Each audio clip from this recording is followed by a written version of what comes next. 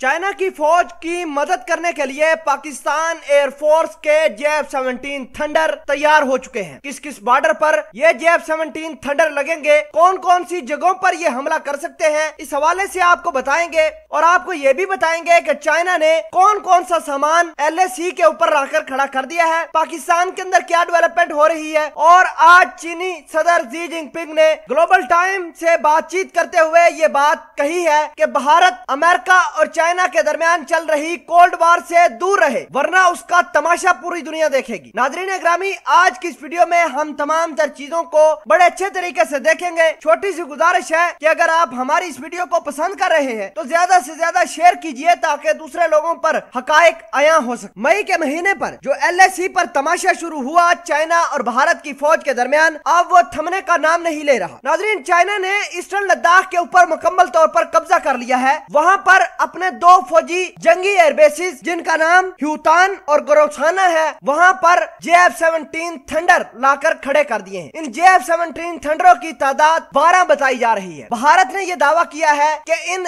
चीनी एयरबेसिस के ऊपर चाइना के JF-17 थंडर मौजूद नहीं, बल्कि पाकिस्तान अपने JF-17 थंडर लेकर आया है। तो भारत को यह बताना चाहते हैं कि थप्पड़ दाएं हाथ से पड़े या बाएं से पड़े, बात एक ही होती है। हमने चाइना की मदद जरूर करनी है क्योंकि चाइना ने पाकिस्तान को भरपूर मदद फराहम की है। आज अलग सुबह पाकिस्तान के JF-17 थंडरों ने भारत के 30 किलोमीटर अंदर घुसकर परवाजें की, भारत के ऊपर अपना रौब और दबदबा कायम किया। इसके अलावा भारत ये मानती है कि पाकिस्तान डायरेक्टली चाइना के साथ इन्वॉल्व होकर LAC के ऊपर मौजूद चाइना की मदद कर रहा है। भारत पाकिस्तान और चाइना को टक्कर देने के लिए सैटेलाइट और दीगर चीजों की मदद ले रहा है। आपको बता दें कि चाइना की फौजों ने LAC के ऊपर अपनी फौजी कामों को तेज किया है। भारी मिकदार में तोपखाने जमा कर रहे हैं। आर्टिलरी गन्स भी मौजूद हैं जो सिर्फ और सिर्फ 5 किलोमीटर की दूरी पर मौजूद है। भारत अगर किसी किस्म का कोई तमाशा करता है तो चाइना इन तमाम तर चीजों को उठाकर सिर्फ 5 किलोमीटर की दूरी से भारत के अंदर घुसेड़ देगा। भारत सिर्फ चाइना की फौज से 5 किलोमीटर की दूरी पर बैठा हुआ है और आसानी से चाइना इसके ऊपर कब्जा कर रहा है। आपको बता दें कि भारत ने मेजर जनरल लेवल के ऊपर बातचीत करने के लिए चाइना को रजामंद करने की कोशिश की है, जो कि नाकाम हुई है। भारत बैकडोर डिप्लोमेसी का एक कार्ड खेल रहा है, वो भी नाकाम हो चुका है। जिस तरह की तैयारी चाइना पकड़ कर आया है, चाइना ने जिस तरह के हथियार LAC के ऊपर तैनात किए हैं, ऐसा लगता है कि चाइना